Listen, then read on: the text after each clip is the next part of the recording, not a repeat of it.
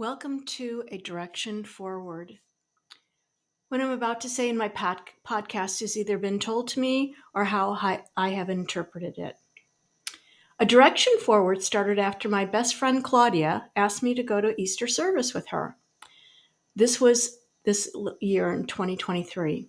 Now, I'm not really a religious person, but I had enjoyed going to Easter service when I lived in California. There was a sunrise service done in the foothills, and I would go to that every year and enjoyed starting my Easter Sunday that way. Claudia knew I was and had been going through a rough time with my soon-to-be ex. Let's just call him John.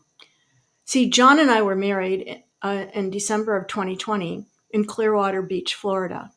I'll go into more detail about this later in a later podcast. During the year of 2022, John had several medical problems, and I was there for him along with several other women I found out about. Medical problems, heart attack, cancer forescare, an eye that had to come out because there was a membrane around it. And then last but not least, a rare lung disease that supposedly is a cousin to tuberculosis and leprosy, but it's not contagious. Well, while he was under anesthesia for his eye, John had left his iPad. And so, of course, being the person I was, I looked at it. It was going off. And lo and behold, there was a woman by the name of Jolene that was texting him, wanting to know how he was doing, if he was out of surgery, what was going on, that she loved him and, all this other stuff. So, of course, I looked and they had been corresponding for quite a long time. He'd even sent her a bracelet similar to the one that he got me. And that just went the wrong way with me. We're married and he was going behind my back. He was cheating. Well, not only was he cheating on me, but he also had several other women. I'll go into that on later podcasts also. Then we had a hurricane by the name of Ian that came through Sarasota, where it destroyed 80% of my home. And then, of course, I discovered what a narcissistic, evil person John is. And he is evil in every way. So, let's see, we go to the Easter service, and it was almost like being in a concert. There were TV cameras with one on a swing. They had a big band with singers, lights, you name it. Then the minister or preacher, however you want to word it, comes on stage and introduces himself with a little background. He was from Louisiana, and he told a joke. He told a Bubba joke. That lightened up the audience. So he starts talking about how God had created us with our eyes, our nose, our mouth, our ears, our hands, and our feet all facing forward. Now let's think about this for a second. No matter what color you are, white, brown, black, green, yellow, blue, striped, polka dotted, no matter what gender you are, male, female, she, he, she, binary, non-binary, nothing, just existing as you are, even AIs. It's true. Even in AI, we all share these unique special features. We're all facing forward. So he talks about how God wants us to go forward, to not look back, to move in a direction forward. And you know what? It clicked. It clicked. From that point on, I knew I had to move in a direction forward if I was going to get over John and to become myself again after being with this terrible person. So I did. I did with the help of many people. Now, a direction forward, you might think, oh, that's easy. Everything's facing forward. You just go forward, don't look back, don't think anything of it. But it's hard. It's really, really hard. And it's not an easy task when you're dealing with someone who's narcissistic, a liar, a cheater, deceitful, anything you can think of that's not nice. That was John. And there's a whole vocabulary of new words that you learn also. Love bombing, ghosting, gaslighting, flying monkeys. Oh my goodness. It was like I had a whole new dictionary. So first they love bomb you. This is where they buy you gifts. They take you out to eat, expensive restaurants. You go away for weekend trips. You get the idea. you're the only thing that matters to them. Then they mirror you. They might ask a few questions about you and they will shelf this away to use on you later, but most of the time they talk about themselves. John, for example, had what I called an elevator speech. That's right, an elevator speech. He claimed he played for the Talking Heads, and at the time he was playing with the Talking Heads, his girlfriend was Debbie Harry. Now, both of these statements turn out to be lies. Chris Frantz, who was very nice that I contacted him from the Talking Heads, he's the original drummer, had never even heard of John. He had no idea who I was talking about.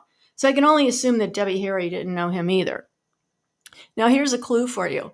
Debbie Harry at the time, blonde hair and dark eyebrows. I call them grass caterpillar eyebrows. That's his look. There's women in his life, even now, that have that same look, either blonde or white hair and black bushy eyebrows. Oh, yeah. Then he went on to say how he had a multi-million-dollar business with a private jet, flew all over, etc., etc. I couldn't find out anything about this, so I can only guess that that was all lies and made up. More on this in my next podcast. Anyway, all of the gifts that John gave me in my 3 years with him, he demanded back in the divorce settlement, including the engagement ring. Can you imagine what type of a man wants an engagement ring back from you? You have to be a strong-willed person to go on after being with a narcissistic person, and not anyone can do this, and not everyone is successful. I had help from the following people. One of my neighbors was Helen. Helen and I would walk. We had a beautiful conservatory by the house, and we would walk, and after we walked, she would pray for me and with me. She was an ear to me when I needed support and guidance. Helen, who was sick as a dog but got up out of bed to help move items in her garage so I could borrow their extra bed. See, John took our bed and wouldn't allow me even to sleep on one of the sofas. So if it hadn't been for Helen and her husband, I would have to sleep on the floor until I could get a bed delivered. See, John asked me for a divorce on Christmas Day. So there was nothing open. Nothing was open.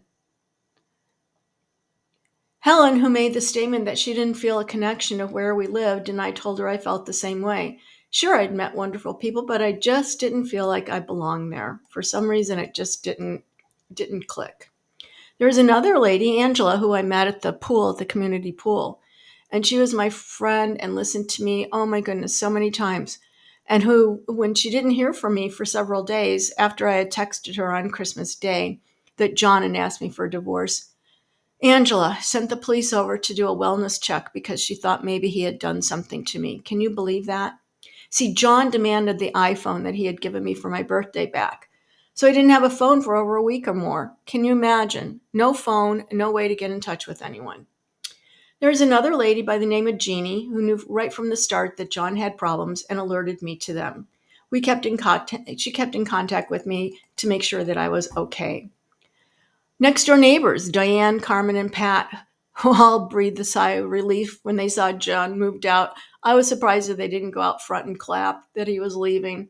He was, oh my goodness, he was unbelievable. So I hope you're getting the picture here. John is a liar, manipulator, bipolar, narcissistic, evil man. Now he's got a new girlfriend. Oh yeah. Now he didn't even wait. He moved out January 7th, him and his son.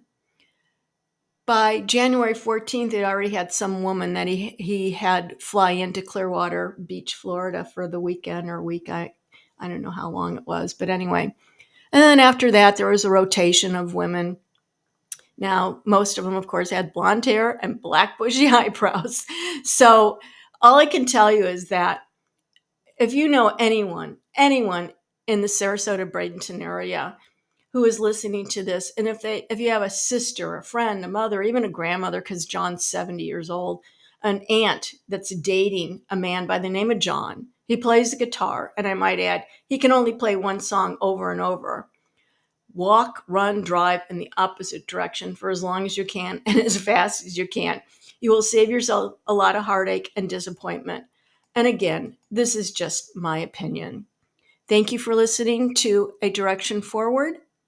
I'll be doing another one. I'm going to go over his background in Southern California with his rotation of women, and then the woman that he brought into Clearwater, Florida, which is the same place where we got married.